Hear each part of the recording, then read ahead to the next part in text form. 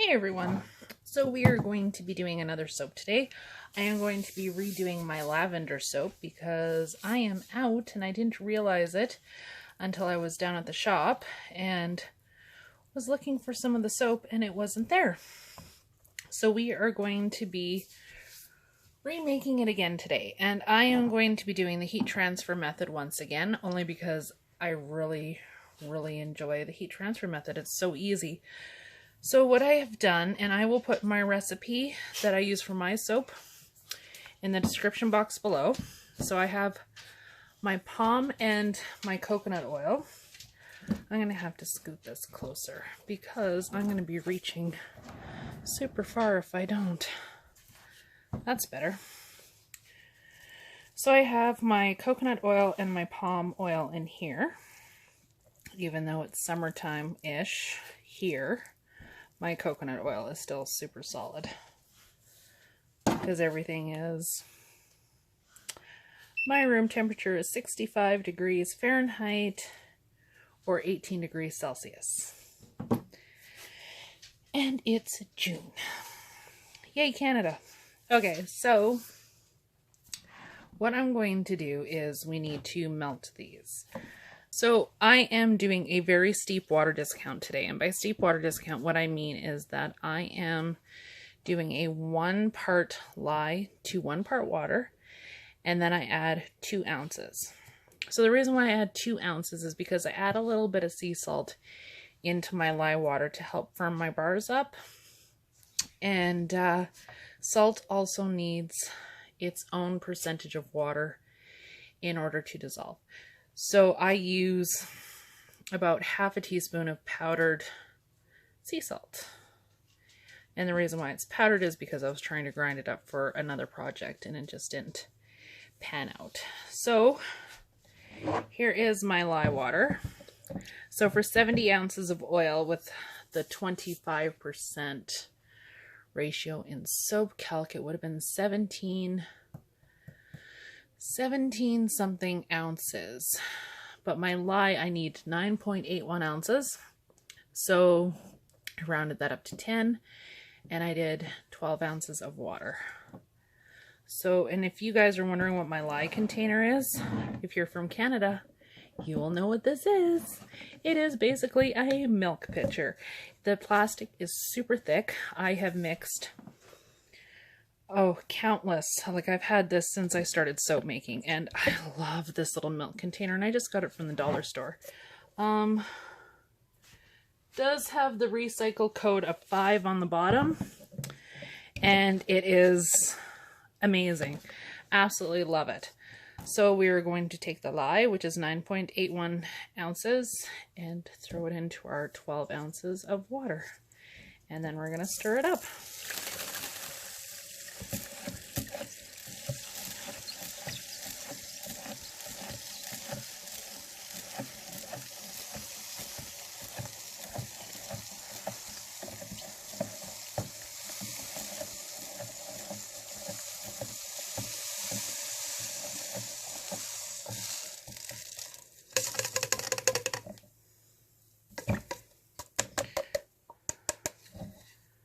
And I don't normally use plastic for my lye, but I had just finished washing the little measuring cup that I normally use, so it wasn't completely 100% dry, and I really didn't want to get a whole bunch of lye stuck on the inside of the measuring cup.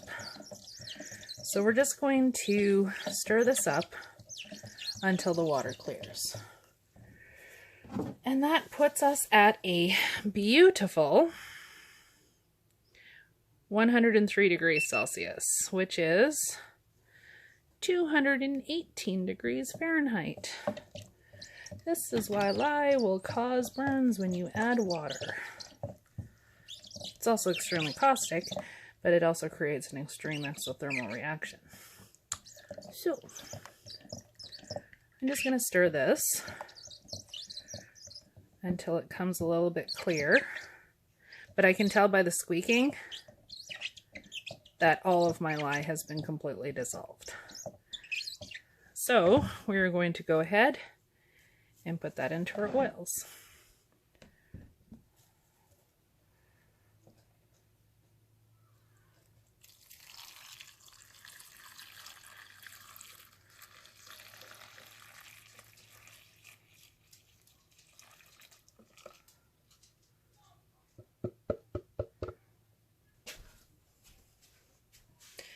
Okay, so now we're just going to let this melt. So I'm going to set this aside. And you don't really have to babysit it too much at all, because the residual heat is going to melt everything together. So let's set that off to the side and let's mix our coloring. So for the coloring, I'm going to be using Serafina's Coastal Grapes. If you guys have not tried her purple, it is amazing. There's no color morphing, nothing. This purple stays true to purple. So let's get a little bit of sunflower oil.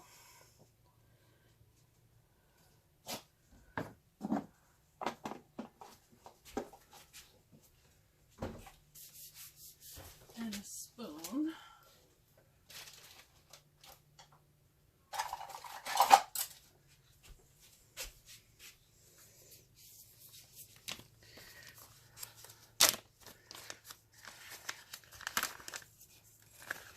And I'm going to mix up a little bit because I want to have some left over for the top. And this is where things get messy.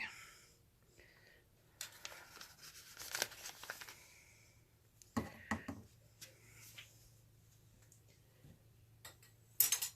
that in with my to be washed dishes.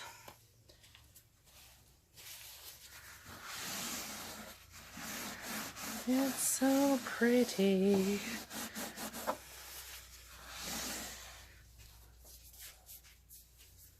And then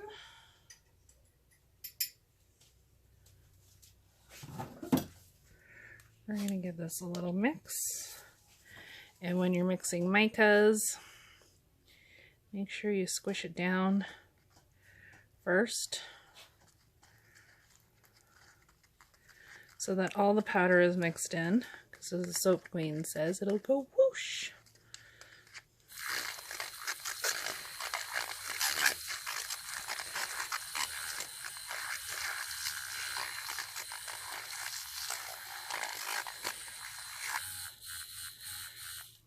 And that's it. And these are the things that I do when my oils are melting.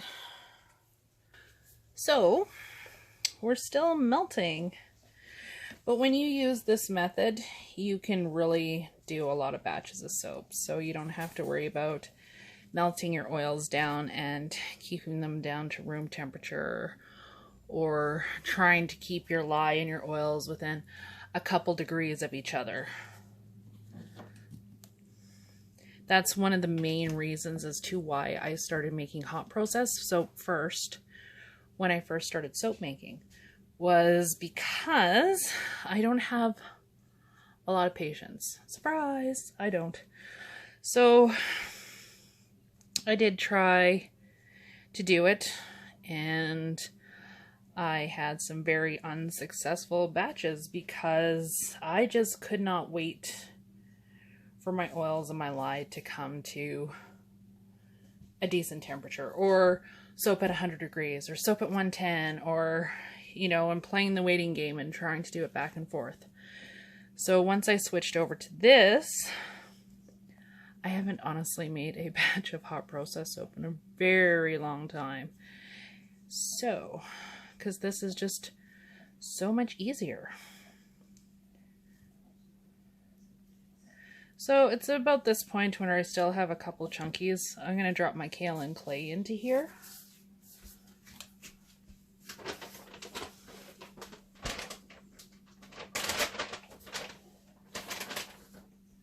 And because this batch is 70 ounces of oil, I'm putting 2 tablespoons in.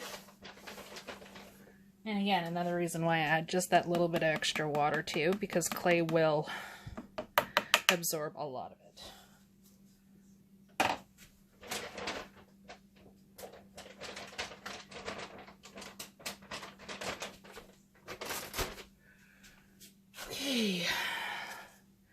So we're just going to scoot that in there, let it sit. the clay will slowly absorb all the oils and it'll actually be quite easy to blend in.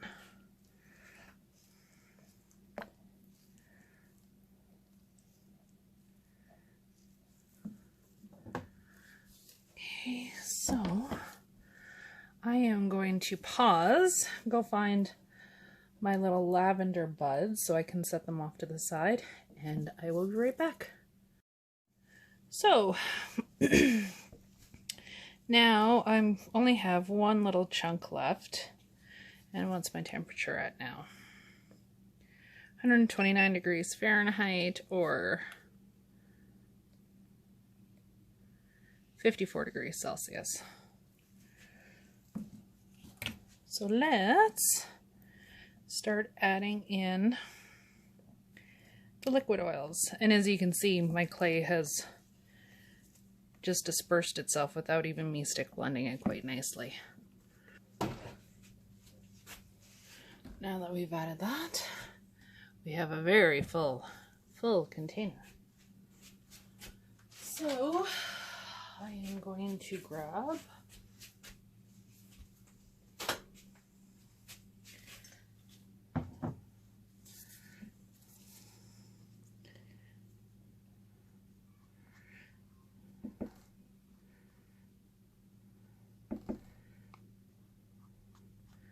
and then we're going to stick blend.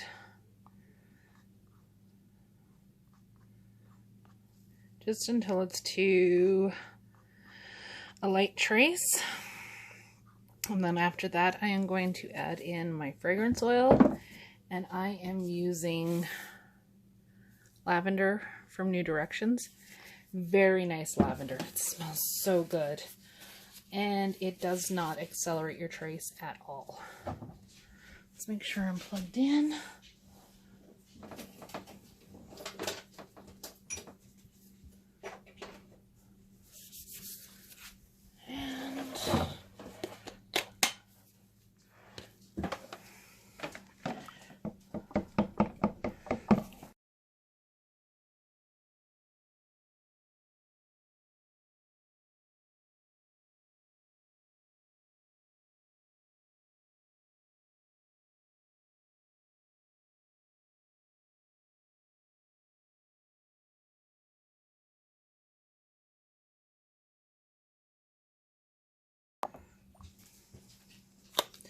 Okay, so now I am going to partition, oh no, fragrance oil. Jeez Louise. Okay. Fragrance oil first.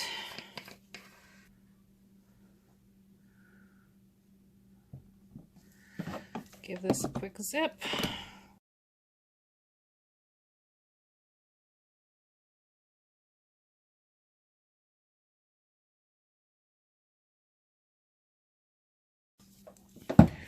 Okay, so I am going to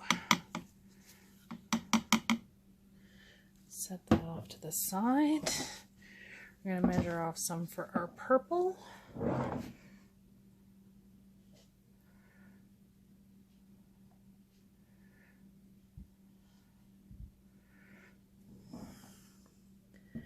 And we're going to mix up white first and then purple. So I'm going to be using some titanium dioxide in water in a very horribly bad, cheap squeezy bottle from the dollar store. So, if I can get the lid off. There we go. Oh.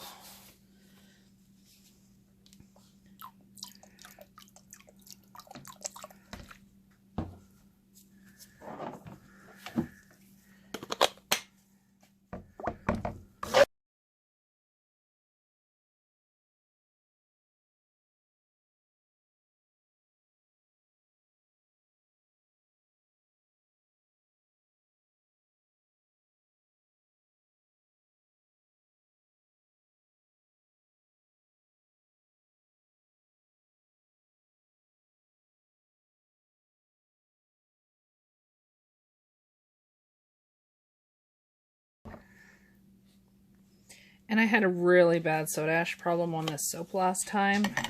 So I am going to come back and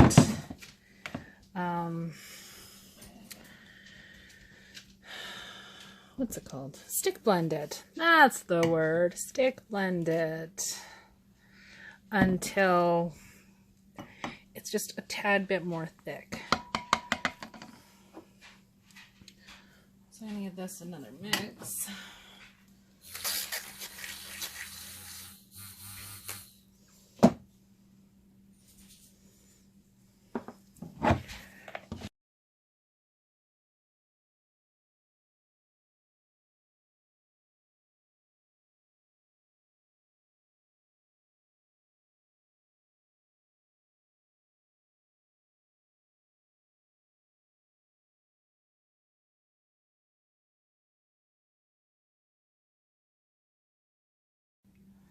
Okay, we're going to let that sit for a little bit.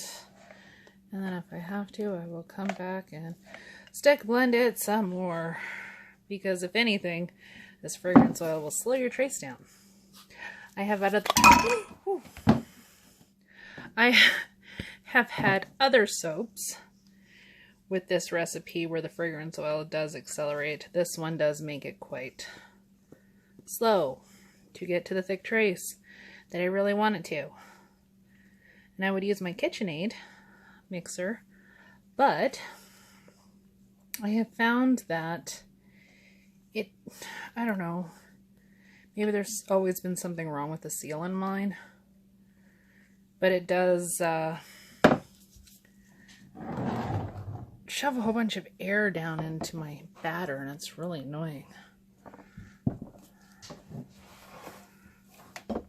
So I'm going to blend this until this is just slightly thicker, and then I will come back.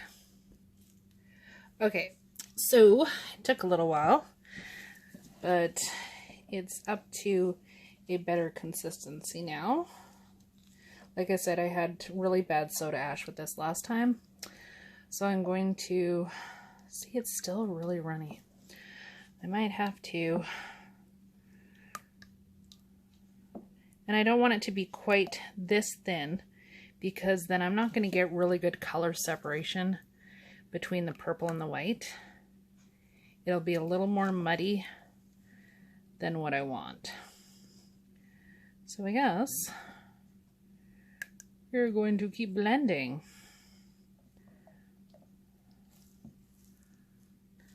So I have a better consistency now. It's still very thin, but it shouldn't, I shouldn't lose a lot of the design. Like, it shouldn't get too muddled together. I need my other little spatula. This is not going to work. Mold. So we're going to move this out of the way. We're going to bring my mold in. If you guys are curious about what my mold is and why there's no paper in it, I will have a video for that. So now we pour.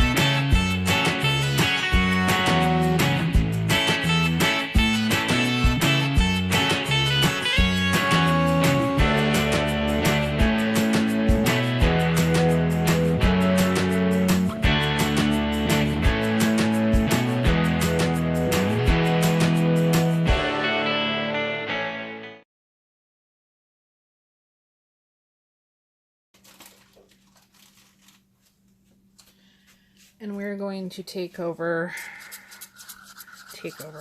take the rest of the leftover oil and mica, and we're just gonna start drizzling. And I'm sorry if you guys can't see part of the mold. This mold is 2 feet long.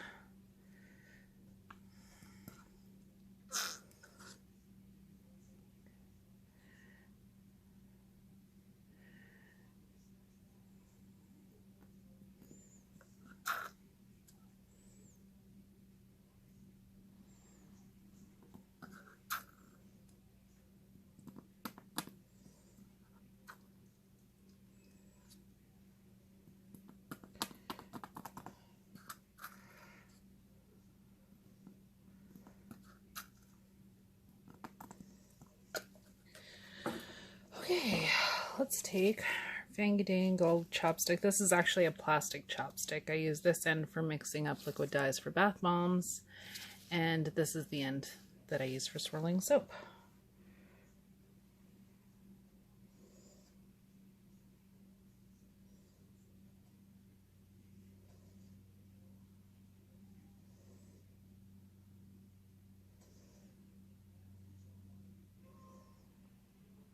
And there's no real rhyme or reason. Just swirl it to make it look pretty.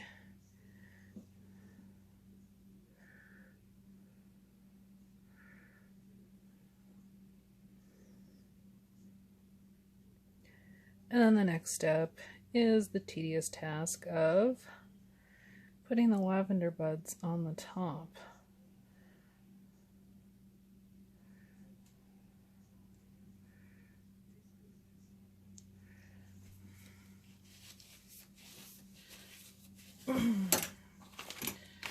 So these are my lavender buds. And what I try to do is try to keep them down the center, which is quite difficult with gloves on. Can't do her, Captain. I can't.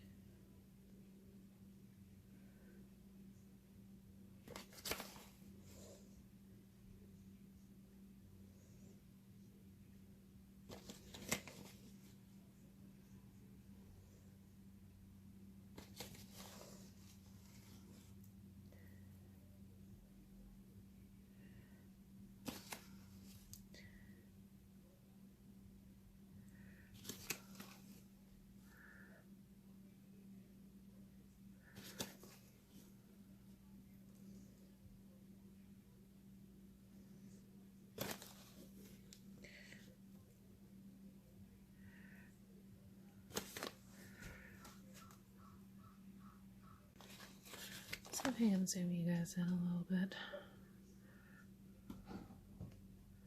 You guys can see how pretty that is. So now I'm going to take the fat end and we're just gonna tap it down just a little bit.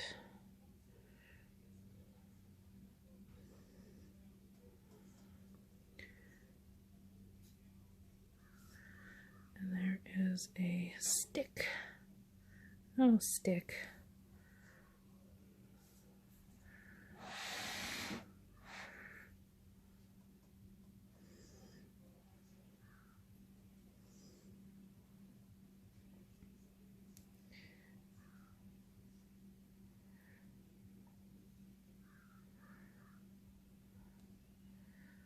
And that's it.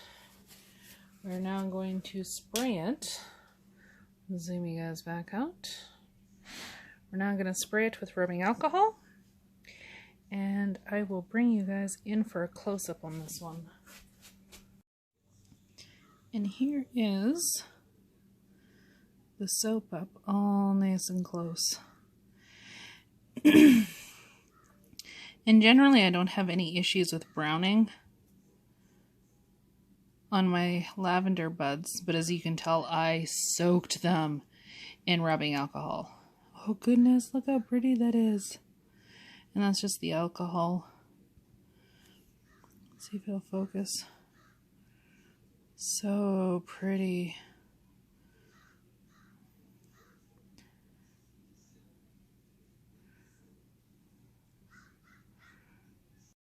Okay, so I am back to cut the Dreamy Lavender soap.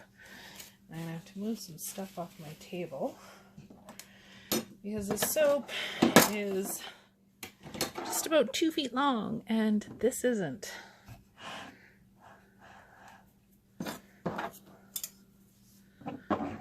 Okay, so